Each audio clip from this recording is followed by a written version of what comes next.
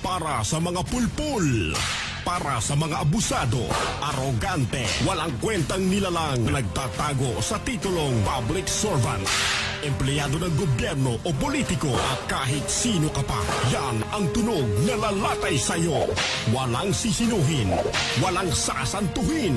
Basta't tiwali, gigisahin ni Percy Lapid. Si Percy Lapid dito sa Lapid Fire. Lapid Fire. Percy Lapid, matatag na sandigan ng mamamayan. Pader na di kayang gibain ni naman kahit mga ulupong sa pamahalaan. Lapid Fire! Lapid Fire! Lapid Fire! Magandang umaga. Congratulations. Tagahanga mo kami. Hindi mo lang nakukuha. Matagal na kami nakikinig sa'yo. Kasi magandang programa mo. Bukod sa mayroong tinatalakay na tama sa bayan, mayroong humor. At saka bilib ako sa'yo. Kasi nung minsan, parang nagagalit yung babae sa'yo, pero hindi mo pinatulang, cool ka lang. Ang ganda ka, tira mo ka ako yung si Percy ka, magaling talaga ako. Talagang kaka ko, maganda ka makiharap sa tao. Congratulations, babati lang ako sa'yo at more power. Percy Lapid Fire! Percy Lapid Fire! Tapang mo'y kakaiba, walang takot sa pagbira. Oh yeah! Oh yeah!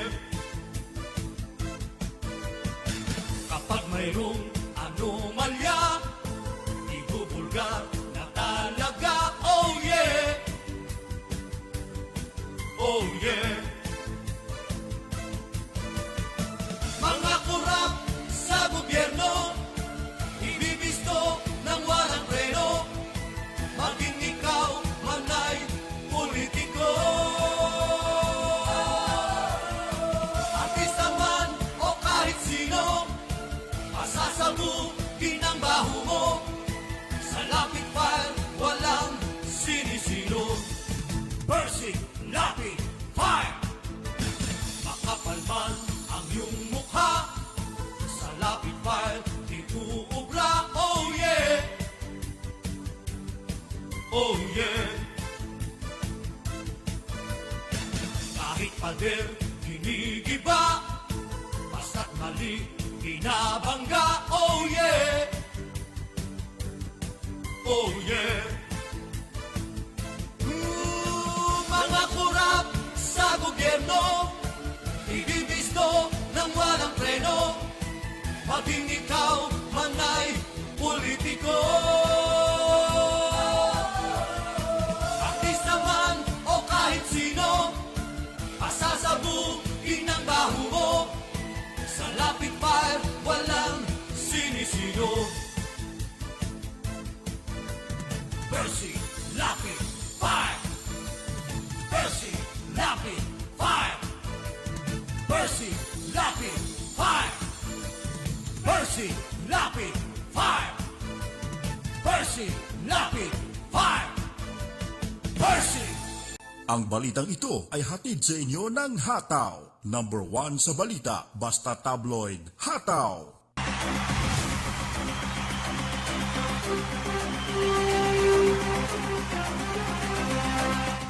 Magandang gabi po mga kaibigan. Muli pong sumasa inyo ang palatuntunang Lapid Fire na inyo pong napapanood at napapakinggan pagsapit po ng alas 10 ng gabi hanggang alas 12 ng hating gabi dito po sa ating pong Facebook Live. Samantala, pagsapit po ng alas 11 ng gabi tayo po ay sabayan ng mapapanood sa DWBL 1242 sa inyong mga talapihitan. Ano man po ang inyong pinagkakaabalahan mga kaibigan, samahan po ninyo kami hanggang alas 12 sa ating pagtatanghal na tatampukan ng mga pagtalakay sa mahalagang issue na ating po pag-uusapan. Siyempre po sa mga nanonood ng ating live streaming sa FB, sa gawing kanan po ay meron tayong chat room. I-type lamang ang mga reaksyon na ating pong babasahin sa kabuuan ng ating pagtatanghal. Walang preno kung bumatikos. Malalim at makatwirang komentaryo. Mag-ingat ang mga politikong gumagawa ng kalokohan at baka kayo ay tamaan ng Lapid Fire!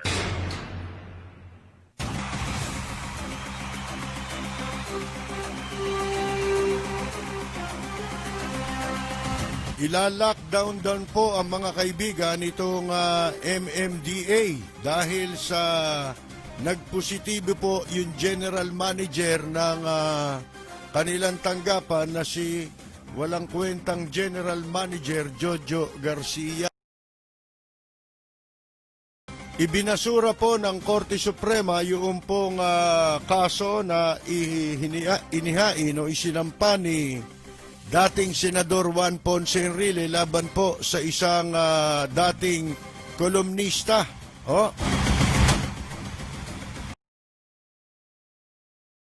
Pahayag na naman, muli inulit na naman itong si Presidente Duterte, mga kaibigan, na wag daw pong pupuwersahin yung mga mamamayan na pagbayarin ng renta sa kanilang mga inuupahan sa panahon po ng pandemic yung pong mga may-ari ng building at mga property owners.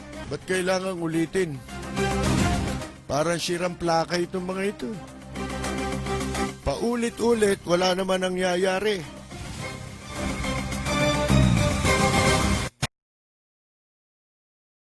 At mamaya po pag-uusapan din natin ito pong tungkol sa sa prangkisa ng ABS-CBN, mga kaibigan, sapagkat meron akong nakitang video kanina, hindi lang natin alam kung kailan po yan, kung kahapon yan, kasi nga hindi na tayo nanonood niyan mga kaibigan dahil sa yaan pong hearing na yan wala ho yan Aksayang konsumo lang yan sa pera ng taong bayan at sa panahon po na kanilang pinag-uukulan ng ika nga ewan natin kung ano po gusto nilang palabasin dyan Lahat ng kabastusan dyan mo mapapanood Tapos sila pa tama Ayaw pa raw mabuli, sila yun ang bubuli. Bueno, mga kaibigan, pakiano mo nga yung... Ito, tumutunog pa rin kahit na... yung... hindi pa natin na-share doon sa BL. FBS, RAD, ipakishare mo na lang itong ating programa para pagdating ng alas 11, papasok po tayo sa DWBL 1242 sa inyong mga talapihitan. Pero gusto kong ipagpauna na bukas, kasi po ang daming nagpapadala sa atin ng mensahe at humihiling na kung maaari ay iurong natin sa ganap na alas 10 ang ating umpisa sa radyo. Kaya kinausap po natin ang management kanina at pumayag naman po sila na simula po bukas ay mapapakinggan ang ating programa pagsapit po ng alas 10 ng gabi hanggang alas 11. Imbes na katulad ngayong kahapon at ngayong araw ay nagsisimula po ang ating programa na mapakinggan sa Radio DWBL pagsapit po ng alas 11. So simula po bukas, alas 10 ng gabi hanggang alas 11 na po ng gabi tayo mapapakinggan. Pero ang ating live streaming ay diretso po yan hanggang alas 12 ng hating gabi.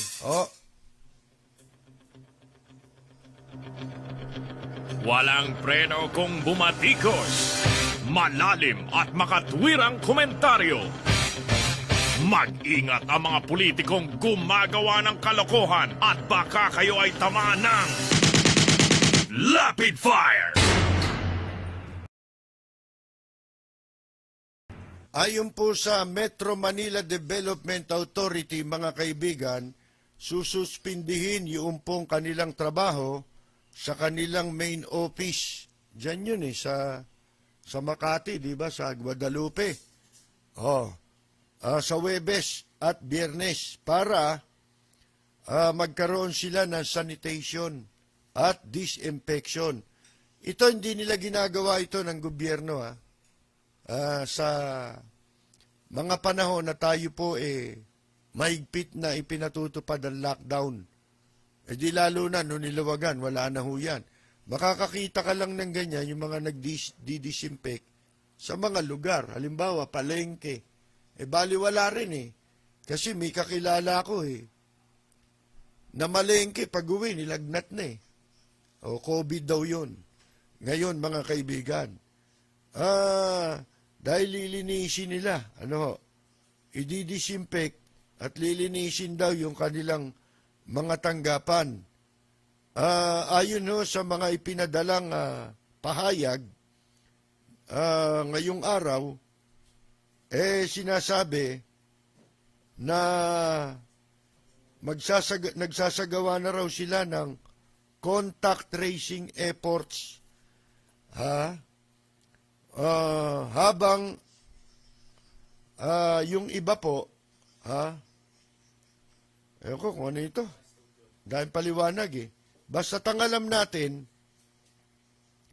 ito pong general manager ng MMDA na si Jojo Garcia, yung madaldal. Lahat ng tao dyan madaldal. Si Danny Lim naman, hindi ko malaman kung pipe. Dapat tong mga ito, pag lumalabas sa television to, yung merong nagsasign language eh. Di ba? Tapos nandun yung mukha ni Danilo Lim, na walang ginagawa dyan sa MMD, kundi pagka kunyari may investigasyon, may proyekto, mayroong pagkakapirahan, doon lang lumalabas yun eh. Katulad nung nagsagawa ng investigasyon dyan yung mga congressman, doon sa hintuan daw ng mga bus, mga kaibigan. Lumabas si Danny Lim kasi may budget ho yun eh. Dahil pinalagyan nila ng barrier yung pong yung lane, yung isang lane para sa mga bus. Ngayon, ano raw, positive daw itong si Jojo Garcia sa COVID-19. Nag-positive pala siya, no? Ang masasabi na lang natin, mga kaibigan, sana, matuluyan na siya na gumaling sa kanyang karamdaman. Ano po? Walang preno kung bumatikos. Malalim at makatwirang komentaryo. Mag-ingat ang mga politikong gumagawa ng kalokohan at baka kayo ay tamaan ng Rapid Fire! Ayon naman po sa isang division ng Korte Suprema, kanila pong kinatigan yung dismissal ng multi-million peso damage suit na inihain ni dating Senador Juan Ponce Enrile laban sa isang dating kolumnista rin naman. Ayon ho sa balita, mga kaibigan, sinasabi po na itong Supreme Court First Division sa pamamagitan ng isang pahinang notice na nilagdaan ng Division Clerk of Court na si Librada Buena, na sabi po na si Enrile ay nabigong maipakita na ang Court of Appeals ay nagkamali sa kanilang desisyon. Ibig sabihin po, mulat sa pool, nung ihain po ito mag-file ng kaso sa hukuman, inabsuelto ng hukuman, mababang hukuman yung pong journalist at columnist, dati babae. Pagkatapos, umapila si Senator Juan Ponce Enrile sa Court of Appeals. Pero, kinatigan ng Court of Appeals yung pong desisyon ng mababang hukuman. Mga kaibigan. At pagkatapos na mabasura yung apila ni dating Senador Juan Ponce Enrile sa Court of Appeals, tumakbo naman siya sa Korte Suprema. At eto na nga po, ang Korte Suprema ay naglabas na ng desisyon at ibinabasura yung pong petisyon o apila ni dating Senador Juan Ponce Enrile sapagkat ayon sa korte, the court further resolves to deny the petition for failure of petitioner. Yun.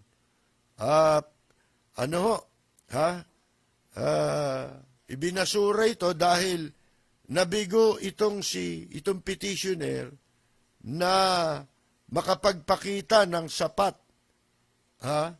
na ebidensya na nagsasabing mali ang desisyon ng Court of Appeals sa pagkakaabsuelto doon sa journalist o kolumnista dati ng Philippine Star. Ang pangalan ho nun ay Yoli Villanueva Ong. Sa kanya pong isinulat sa Philippine Star noong 2013, mga kaibigan, na pinamagatan niya yung kanyang isinulat na like father, like son. Oh, bakit? Masama ba yun? Nasabihin nung journalist na like father, like son. Oh, siguro tinutukoy yung anak ni Enrile, parang pagkapareho sila kasi mag-ama sila. Masama ba yun? Ang masama, meron kang anak, hindi mo kamuka. Di ba? Oh, yun ang masama. Pagka naging kamukha ng kapitbahay niyo yung anak mo, o kaya naging kamukha ng kumpare mo, masama yun. Di ba? Pero like father, like son, sabi nga kung ano yung puno, di siyempre yun ang bunga. Alangan naman yung santol mamunga ng mangga. Di ba ho? Mga kaibigan, talagang itong mga politiko katulad nito mga nandyan yung nagtatanghal ngayon na karnabal sa anong tawag dito? Kongreso, sa Kamara, mga kaibigan. Ayaw na ayaw nila. Yung binabanggit nila, yung mga na-involve sila sa mga controversy, pagkatapos ibinalita, ayaw pala nila yun. Yun ang lumalabas dun sa investigasyon O kaya merong mga nagdidemanda, pero alam ninyo, ang mga mauunlad na bansa, kamukha ng Amerika, bakit ba umunlad dyan? Dahil sa demokrasya. At marami sa kanilang mga leader, mula pa sa simula, mula pa kaila George Washington, mga kaibigan, sa panahon din nila, Thomas Jefferson, magkakasama yan mga kaibigan sila po ay naniniwala pare-pareho na ang gobyerno o ang isang bansa mas mainam pa na magkaroon ng malayang pamamahayag kung ikukumpara mo sa gobyerno. Mas mabuti pa kahit walang gobyerno basta merong press, mga kaibigan. Kesa naman gobyerno na walang press. Yun po yun Yun ang paniwala nila. Mga matatalino yan, hindi naman sila ubra dun sa talino ng mga yun, mga kaibigan. Ang sabi ni Enrile, ginawa daw siyang katawa-tawa doon sa, artikulo na yun nitong si Ong, na lumabas noong October 16, 2012 pala. Lumabas yun, October 16, 2012. Ang tagal na. 2020 na tayo. Sipin ninyo, ilang taon? 8 taon. Mabilis din yun, Kasi karaniwan sa mga libel case, inaabot ng bagay, pinakabata dyan, 10 taon. Inaabot siya ng hanggang 15 taon. Ang sabi ni Enrile, doon daw sa artikulo na yun na pinamagatang like father, like son, sinira ang kanyang mabuting reputasyon, integridad, at hinamak ang kanyang mga nagawa bilang isang elected public official. Ayon po dun sa sa kanyang reklamo, sa kanyang demanda. Ang hinihingi po sana doon ni Enrile na damages abot sa 31.5 million. Laki ho, laki nang hinihingi. Kung talagang ang importante sa kanya, yung dangal, yung integridad niya, ba't ka maniningil? Yung tunay na dangal, walang katumbas na halaga yun, mga kaibigan. Sa kanila may halaga pa eh. Ano ibig sabihin nun? Di, namemerwisyo kayo. Diba? Tsaka public official kayo, gaya ng sinabi natin. Marami ng desisyon yan, at yan din ang paniwala ng iba. Katulad sa mga legal luminaries, mga justices, sila rin ang nagsasabi niyan na ang mga public official, yung mga gumagalang rumirespeto sa opinion, sa mga karapatan ng tao na magpahayag, karamihan sa mga gumagalang dyan, hindi ho yan naniniwala sa mga kasong libelo-libelo. Si Mayor Lim na lang si Mayor Alfredo Lim na lang isang example na malimit kong ikwento sa inyo. Sapagkat sa kabila ng kanyang strong leadership na nakita naman natin kung gaano ka makatotohanan yung liderato at pagsiservisyo ni Mayor Alfredo Lim, hindi lamang mula sa pagiging alkalde niya, kung hindi pati sa lahat ng posisyon na kanyang hinawakan, simula nang siya maging public servant bilang pulis. Hindi ba? Kahit nung General si Lim, ang daming nalutas na kaso ni Lim. Yung iba nga, hindi alam ng publiko yun kasi hindi pa kilalang gaano si Lim noon. Pero nung naging general ng pulis si Lim, doon marami ang publiko naging aware sa mga accomplishment, achievement ni Mayor Lim, lalo-lalo na sa patas na pagpapatupad ng batas. Diyan nakilala si Lim di ba? Kaya nga nakilala siya dun sa kanyang sinabi na the law must be applied to all. Otherwise, none at all. Dami pa nga po muna rin. Malian niya English. Kaya mali ang English, tama naman yung ginawa niya. Di ba? Ang hirap sa atin Kumakapo na kasi, yan ang uso ngayon. Na trabaho ng mga troll. Ang pinupula nila, yung kapintasan mo. Pero, yung achievement mo, hindi nila, binabaliwala nila yun, mga kaibigan. So, eto kung talagang yung sinasabi ni Enrile, humihingi siya ng damages na 31.5 million doon sa nagsulat nung artikulo na yon, mga kaibigan. Ang sabi nga ng Pasay City Regional Trial Court, yung unang humawak nitong kasong ito, Branch 118, na nagbasura sa kaso ni Enrile o reklamo ni Enrile, ang sabi the court finds it improper to award moral and exemplary damages as well as attorney's fees in favor of plaintiff JPE. Nakita ninyo? Hindi raw hindi makatwiran na ma-award yung halagang yun na hinihingi para sa moral and exemplary damages, kasama na yung attorney's fees sa panig ng complainant na si Juan Ponce Enrile. Tsaka nakapagtataka, ubod ka ng yaman. Sabi ko nga, di ba, mahalaga naman talaga sa tao yung yung dangal mo, yung, lalo na kung mabuti talaga reputasyon mo. Eh sa kasaysayan ni Enrile, merong mabuti, meron din masama. Di ba? O, kaya hindi ka, ang mga public official kasi ngayon, tingnan nyo yung sa kongreso lang, yung ginagawang circus, yung kalokohang kunya-kunyari ang investigasyon, hindi naman in aid of legislation yun. May mabubuo ba silang batas dyan?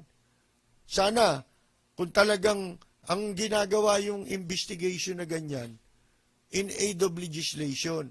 Pero, yung investigation nila, franchise, kung saan-saan pumupunta, mamaya natin pag-uusapan yan. Dahil hindi lang ako ang nagsasabi kung ano yung naririnig nyo sa akin, ngayon sinasabi na nung iba. Yung iba, sinasabi na rin nila. Mamaya, sa ikalawang bahagi ng ating palatuntunan natin, mababanggit yan. Ngayon, yun nga, kung ang umasta ngayon ng mga public official, parang, taliwas na doon sa kanilang dapat gampanan tungkulin, mga kaibigan. Akala mo sila na malinis. At kailangan sila magdidikta kung anong gagawin ng journalist sa pagtupad ng kanilang tungkulin. Sila masusunod.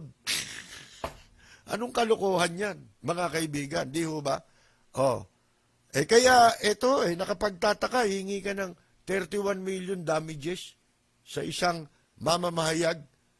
Hindi ko alam, hindi ko kilala kung sino yung ong na yun, mga kaibigan. Kahit ba may pera pa yun, di ba? Pero karamihan sa mga dinidemandan journalist, wala naman talagang pambayad. Minsan nga, o kadalasan, pag nadidemanda ng libel, at kahit walang kabasi-basi yung reklamo, sumasampa sa hukuman. Alam niyo, yung proseso ng judiciary dapat mabago Kasi po, malayong-malayo na ang proseso ngayon ng katarungan kaysa sa dati. Nagkakaproblema tayo ngayon sa piskal Tingnan niyo, may pinatay na naman na piskal kanina yata. Tinambangan sa Maynila, mga kaibigan.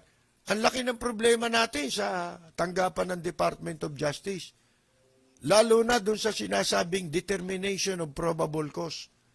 Isipin ninyo, umabot ito ng Korte Suprema, itong complaint ni Enrile.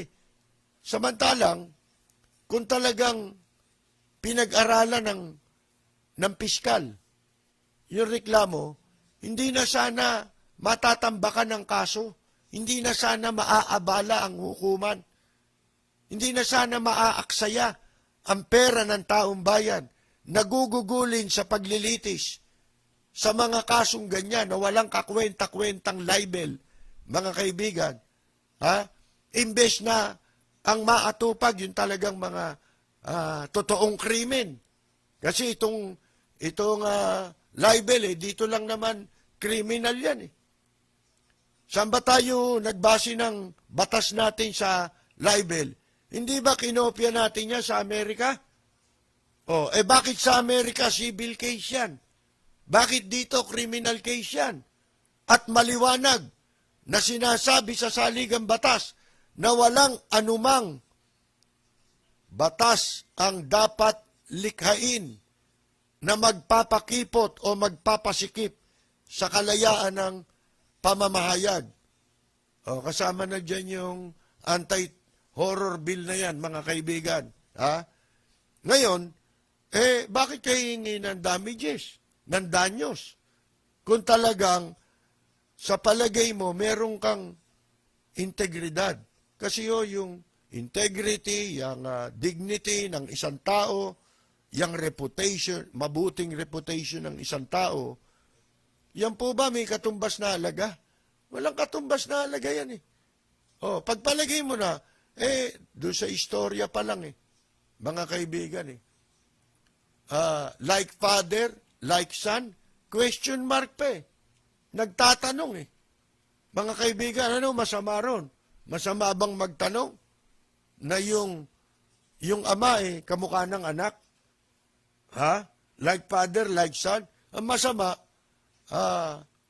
yung sinabi niya na, yung anak niya, ano ba sinabi? Yung anak ni Enrile, kamukha nung kapitbahay nila. O kaya, kamukha ng kumpare niya. Walang preno kung bumatikos. Malalim at makatwirang komentaryo. Mag-ingat ang mga politikong gumagawa ng kalokohan at baka kayo ay tamaan ng Lapid Fire! Ang hirap po kasi, ako dati nga, kinukwento ko sa inyo, naging mabait naman sa akin si dating Senador Juan Ponce Enrile. Once upon a time, nung kami nagkakasama-sama pa dyan sa Intercon. Nawala na rin yun dahil sa nawala na rin ang kredibilidad ang standby ng mga tao ron sapagkat marami doon nangingikil. Dumating yung panahon na nung nagumpisa yun, 95% kinikikila ng 5%. Nung bandang uli, 5% na lang ang kinikikila nung 95%. Kailan ginagawa ng mga hustler na lang yung mga tao ron. Mang-uuto. Yun ang gusto ng mga politiko, inuuto sila. Binobola sila. Gusto, pinasusunod dun sa gusto nila. Yan ang gusto mangyari ngayon ng mga nasa pamahalaan. Kasi, ang malayang pamamahayag, nagiging sagabal sa pagsasamantala nila mga kaibigan. Kaya, gusto nila ipagbawal na yan kung tutuusin ninyo Yang malayang pamamahayag, ayaw na nila niyan. Sapagkat, na-discover na, hindi ba? Kung paano ginagahasa yung pondo ng bayan. Ngayon, pagka nakakita ng irregularidad ng tao, ngayon na lang, dyan sa pandemic, ang laki ng inutang, nasan yung pera? Yun ang tanong mo. Di ba? Nangutang, lumubog tayo sa utang, ibinaon tayo sa utang. Napakalaki ng inutang na hindi maipaliwanag kung saan dinala yung pera. Bakit? Yun lang ba pera? Ang dami pang pera ng gobyerno na nangutang ka pero may pera pa gobyerno. Yun na nangyayari. At ito pa, pagka daw, kaya ang suspecha ngayon dito, lumalaki itong bilang ng tumataas yung bilang ng apektado ng COVID. Yung mga nagpo-positibo sa COVID. Hindi nga natin malaman dahil sinasabi ng eksperto, hindi na eksperto, wag na natin tawaging expert. Si Dr. Tony Liachon, tawagin na lang nating authority. Kasi, kasama siya doon sa grupo nila ng administrasyon Inilagay siya ron Itinalaga siya bilang advisor. Siya may alam, siya ang doktor. Ang mahirap nga, yung mga doktor, pinamumunuan ng general. Sakit itong pinag-uusapan. Gera, laban sa sakit. Hindi gera, laban sa inchik. Para pamunuan ng mga general. Bakit hindi kayo doon pumwesto sa mga pwesto na may kinalaman para makipaggera sa inchik? Kasi invaded na tayo ng inchik Hindi ba, mga kaibigan? Anong klase yan? Pinabayaan ninyo na manganib ang seguridad ng Pilipinas? Pinasok tayo ng inchik. Ang mga communication sa facilities nila nasa tabi na ng kampo ng militar. At nakakapasok dito, mga armado, hindi mo alam kung ano ang pakay nila. Pero, pag pinag-aralan mo, malinaw Ang pakay nila ay malupig ang bansang Pilipinas ng China. Lupigin tayo ng China. May ginawa ba dyan ng military? Bakit kayo dito sa COVID ipinaglalalagay? Wala bang may lakas na loob na general? Sana kung sa law enforcement halimbawa, IATF, o doon kayo sa bahagi ng law enforcement sa pagpapatupad lang ng batas. Hindi yung kayo nagpapasunod, pati sa doktor. Ano sabi ni Tony Liuachon? O, di ba ang sabi, binabaliwala yung pong wala silang sense of urgency. Binabaliwala yung kahalagahan ng panganib na idudulot nito sa bansa. At ibinulgar niya na sinusuppress ang mga information. E di totoo. Sino paniniwalaan mo? E di siyempre si Tony Liuachon sapagkat yung sinasabi niya ang tumutugma sa mga nagaganap na pangyayari. Ngayon, lalo ngayon. Tumaas na ang bilang. Eh yan yung sinasabi niya eh. Mga kaibigan, ngayon, bakit? Under sila ng militar. Di ba? Si Galvez. Ano ba si Galvez? Tapos inappoint din yung si Mato. Ano gagawin yan? Doktor ba yan? Eh baka hindi yan albularyo eh. Mabuti sana ko albularyo yan eh. Paniwalaan pa natin dahil sa alternative medicine eh. Mga kaibigan eh. Eh wala eh. Anong background yan? Sipin mo, diyan kayo magre-report. Ang gumaling, 40,000. O sipin ninyo, mga kaibigan, eh dito, bakit? May bayad lahat eh. Oh. Paano magpapatest yung mga tao? May bayad lahat. Sabi nga ni Ramon Ang, yung may-ari ng, o yung presidente ng San Miguel Corporation, na nagbukas din ng kanilang testing center, pero ganun pa man, mahal pa rin eh. 2,500 daw ang bayad sa testing. E mantakin ninyo yun. Sa isang mahirap na tao, saan kukuha ng pambayad doon? At kung may pambayad man, mga kaibigan, uunahin pa ba niya yung magpa-testing? Kesa sa pangangailangan ng pamilya niya? Bigay niya na lang sa pamilya niya, siya naman, magpalaboy-laboy na lang. Di ba? Yung pera. Bakit? Hindi pinoprovide ng gobyerno. Siya napunta pera. Yun ang tanong eh. Ano pinagkagastahan ng gobyerno? Nang wala namang ginawa. Tapos itong ang alam, magyabang, puro magyabang. Wala, gusto nila, purihin pa sila ng taong bayan nang wala silang nagagawa. Sipin ninyong kalokohan yan, mga kaibigan. Ayaw nila makarinig ng mga tao na nagsasabi ng katotohanan. Lalo na yung mga nananawagan na hindi sila natutulungan ng gobyerno. Mga kaibigan, nananawagan tulungan sila kung paano sila makakabalik sa kanilang trabaho. Abay, lahat na lang, pananakot ang ginagawa rito. Pagka dumami yung bilang ng may sakit, ang sasabihin, kasalanan ninyo. Bakit magiging kasalanan? Kayo nagpapatupad ng kung kailan luluwagan, kung kailan hihigpitan. Mga kaibigan, sila ano ba yan? Sila ang sila ang nagpapatupad niyan. Pag niluwagan nila, dadami.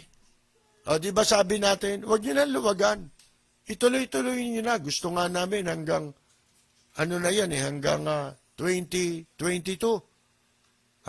Lubusin nyo na. Total, yan ang gusto nyo eh. Ako, gusto ko yan eh. Bakit? Unang-una, tahimik. Nakita nyo ba, may krimen ba? Pagka medyo mahigpit? Wala eh. Di siyempre, gusto ko. Gusto ko hanggang 2022. Hanggang matapos na term nyo. Di ba? Ang problema lang, hindi naman nila matutulungan. Ang mga mamamayan, mga kaibigan, hindi nila matutulungan habang pinaiiral nila ang paghihigpit. Sila na rin ang nagsasabi na kailangan buksan yung mga negosyo, mga kaibigan. Sila na rin ang nagsasabi niyan eh. Pagkat para bumalik yung ekonomiya, useless din eh. Kung nakikita ng tao na tumataas ang bilang, pinipigilan lang nilang ilabas yung katotohanan dahil magkakabukuhan talaga. Bakit nagkaganyan? Dahil kitang-kita naman ninyo, ano ba ginawa nila? Sige nga. Sabi ko nga, imbes na, yung man lamang pamimigay ng face mask, nakakita ba kayo namigay sila? Wala naman namigay eh. Ang masama pa, yung mga ospital, patuloy sa pag-aabuso, mga kaibigan. May mga nagdodonasyon. Nasaan yung mga donasyon na PPE?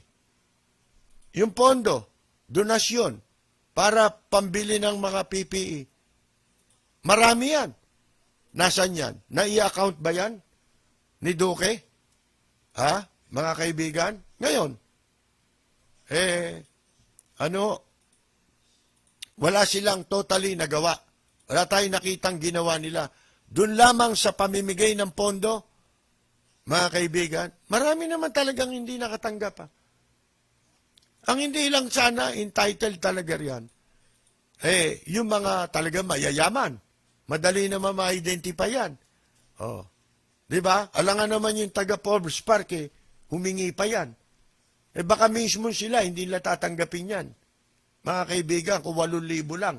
Hindi ba? Aani nila yan.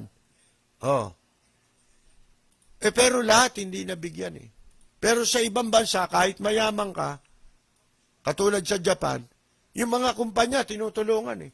Yung mga bar lang doon. Yung mga bar, yung mga maliliit na bar. Ang lalaki ng nakuha.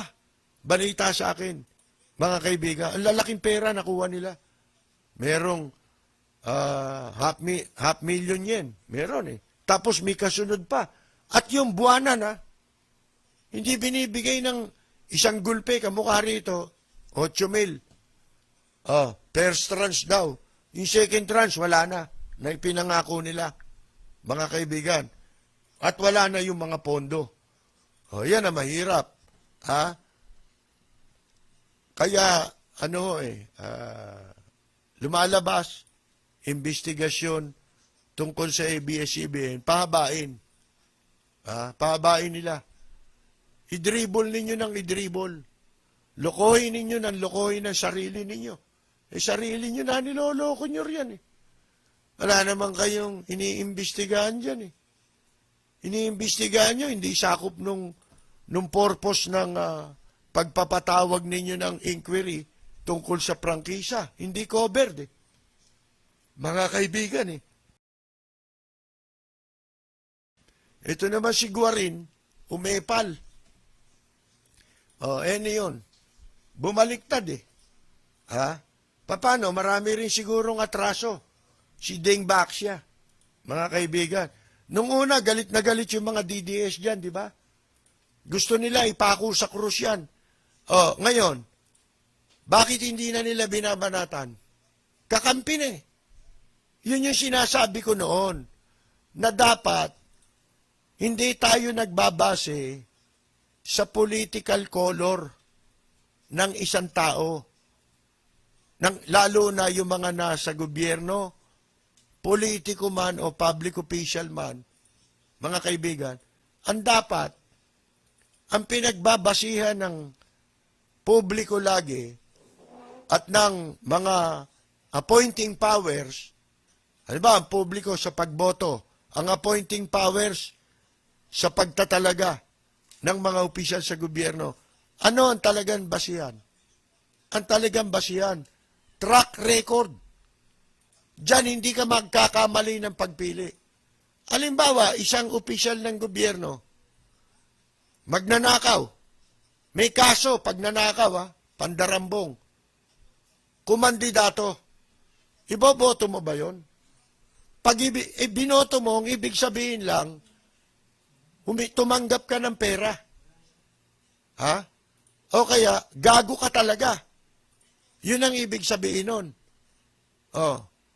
Tapos magrereklamo ka pag nakaupo na. Saan ba sila dapat hinahatulan? Dapat sa kanilang track record. Kaya yung kahit na nung ako bulag pa na naniniwala kay Presidente Duterte at hindi pa ako natatauhan, kamukha nga na sinabi ni Sharon Cuneta, hindi pa nagpapasalamat siya na untog siya. Inuntog niyo ako eh. Bakit? Unang maninira sa'yo yung mga DDS eh. Sipin ninyo yan. 2009 pa. Duterte. Kung sino ba si Duterte sa Maynila? Kilala ba yan sa Maynila? Wala. Bakit ko na nalaman yung Duterte? Nagpunta ako ng Davao. Nakita ko ang peace and order. Okay naman. Okay. Pero hindi ko siya ganap na kilala. Sabi ko, ganito ang quality na dapat nagpapatakbo sa bansa. Yung pala, hindi. Nabigo na naman ako eh. Mga kaibigan eh. Nung ako, hindi pa na nauuntog, ano sinasabi natin? Kahit na ako, nung mga panahong makaduterte pa, mga kaibigan, lalo na nung naupo na sila, ano lagi nating ipinapayo? Tigilan na ninyo. Sabi natin, ikaw, Mr. President, wag mong papansinin ang mga batikos laban sa'yo. Sapagkat ganyan talaga sa politika. Walang administrasyon, hindi pwedeng administrasyon, walang oposisyon. Hindi pwede yun. Lalo na sa isang demokrasyang bansa. Huwag mong papansinin yan sapagkat merong mga babatiko sa'yo na ang gusto lang yan, madistract ka doon sa gusto mong ipatupad ng mga programa. Akala ko may programa. Wala pala eh. Programa pala sa harassment. Meron itong mga ito eh. Mga kaibigan. Yung pala, baliktad. Tayo pala ang dinidistract nila dahil wala silang gagawin. Pagkatapos, tayo ang dinidistract sa pambubuli. Yung publiko ang dinidistract. Ano sabi natin nun? Tigil nyo na yan, yung mga dilawan-dilawan. Kasalanan ba ng tao kung maging kasama siya doon? Kung tutuusin mo, dilawan si Presidente Duterte, di ba? Hindi ba dilawan dati yan? Dilawan yan. Mga kaibigan. Ultimo nanay niya, dilawan eh. Tsaka siya. Katunayan, noong 2010 election, sinoy-noy ang kinampanya niya. Kaya, hindi dapat yung kasi, yung partido na tinatawag nilang dilawan, hindi naman yun na maglilingkod sa tao eh.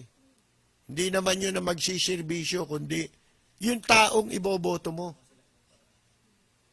Walang kinalaman yung partido. Mga kaibigan.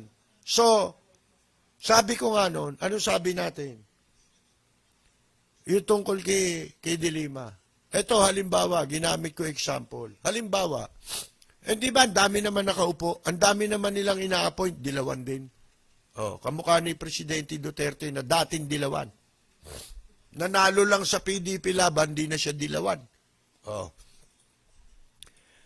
Noong si Kako, yan si Dilima, nakakulong. Kung halimbawa, bibigyan ko kayo ng isang senaryo. Halimbawa, si Dilima, nagpahayag na ng kanyang suporta kay Presidente Duterte. Ibig ba sabihin, hindi na siya dilawan? Mga kaibigan, tatanggapin nyo ba yun? Na wala na siyang kasalanan. Ibig sabihin, pagka sumama sa inyo, wala nang kasalanan. Makasalanan ng tao pagka hindi naniniwala sa inyo. Ganun ba yun? Katulad dito, si Garin, mga kaibigan. Ano tawag mo dyan? Hindi ba dinidikdik nyo yan araw-araw sa social media? Idinidiin ninyo sa Deng Baxia sapagkat siya ang health secretary nung nakaraang administrasyon? Bakit ngayon di nyo dikdikin? Bakit ngayon nagsasalita laban sa ABS-CBN? Sana kung yung sinasabi niya may kabuluhan Walang kabuluhan Bakit? Yung sinasabi niya, personal na hinanakit eh. Umiimbento pa eh. Tungkol daw sa Dengbaksya. Bakit? Yung ABS-CBN lang ba naglabas-labas sa Dengbaksya? Lahat naman ng media. Katunayan, pinagtatanggol pa kita eh. Itong programa ko sa radyo. Pinagtatanggol ko pa yan eh. Yun nga yung sinasabi ko, ano kinalaman ng Dilawan dyan? Di ba? Oh, usigin nyo siya sa kanyang ginawang kasalanan. Kung may kasalanan siya, dapat may kasalanan yung Obial. Yung Obial, kasama rin nila yon, in-appoint dito, di ba? Unang na-appoint sa Department of Health yun. Oh, pero yun, naging kasama nila, ayaw nilang tawagin Dilawan. Oh, ngayon, tatawagin nyo pa ba Dilawan? Yan si Janet Garin? Walang preno kung bumatikos. Malalim at makatwirang komentaryo. Mag-ingat ang mga politikong gumagawa ng kalokohan at baka kayo ay tamaan ng Lapid Fire!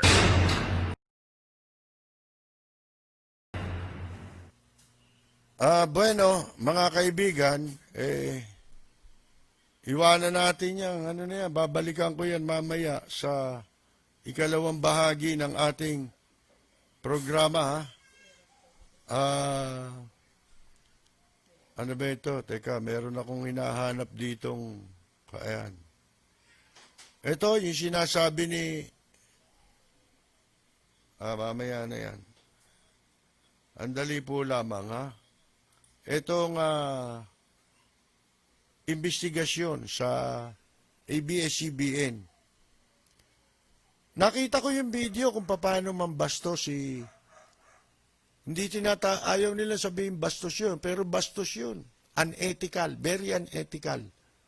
Yung itinatanghal na attitude nitong si si Boying Remulla. Kasi parang Bonjing din eh. Oh, nagrereklamo pagka nabubuli siya. Ba't kayo nagla-live streaming? Pwede mag-comment dun eh. Ano gusto niyo mag-comment doon? Puro ayon sa inyo. Yung ayaw sa inyo bully. Oh, yung hindi kumbinsido sa pinaggagawa ninyo tatawagin ninyong bully, ha? Bullying. Oh, mga kaibigan, hindi ba tayo nawawala? Oh, ngayon, eto, napanood ko, ang pangit tignan, ano? Sana kung may itsura si Bonjing si Boying, mga kaibigan Oh, ito naman si Marcoleta, mga kaibigan, pinunay yung news at saka coverage ng ABS-CBN. Ba't pakikialaman mo yung coverage? Kayo ba employer? Ha? Ano pakialam ninyo? Ano gusto nyo? Diktahan nyo yung, ito patutupad nyo Sama babasa yun. Saang media merong ganon? Yung bang government station, nadiktahan ninyo? Ha? Nadiktahan nyo ba yun? Sinasabi ninyo ito meron daw utang ang ABS-CBN sa BIR. Oh. Tandaan ninyo ang ABS-CBN sarado ngayon. Bakit ito sinara yan? Ha? Dahil ba sa violation? Hindi. Baka nagkakamali kayo ng impresyon. Wala pa sila nakikitang violation. Kaya nakasara at ipinasara nila ang ABS-CBN dahil nag-expire yung prangkisa. At wala naman, mga kaibigan, na ibang istasyon na ganyan ang ginawa. Na nung ma-expire ang prangkisa, inisyuhan ng cease and desist order. Walang istasyon na ganun. Pinayagan nila makapag-operate lahat ng istasyon habang dinidinig ang prangkisa sa Kongreso. Eto lang yun kung tutuusin nyo, nasa na yung inimbestigahan nyo ba yung hindi nagbayad ng buwis, yung isang, yung nasa government station nung panahon ni Wanda Teo, nasan yung pera? Pera nga ng gobyerno yung kinuha eh. Binalik ba yun? Pinabalik nyo ba? Oh, pera ng gobyerno yun, ba't di nyo ipabalik? Oh, ba't nandyan pa rin? Hindi ko maintindihan eh. Hindi, sila mismo, yung ginagawa nila, hindi nila alam kung paano nilulusutan. Kaya ang ginagawa, dinadaan sa kunyari galit para mapagtakban yung kanilang kahihiyan. Akala nila hindi mahahalata ng tao yun. Ha? Mga kaibigan. O bueno, sandali lamang sapagkat sa ilang saglit ay papasok na po tayo sa ating palatuntunan at magbabalik po tayo pagkatapos lamang ng ilang mensahe.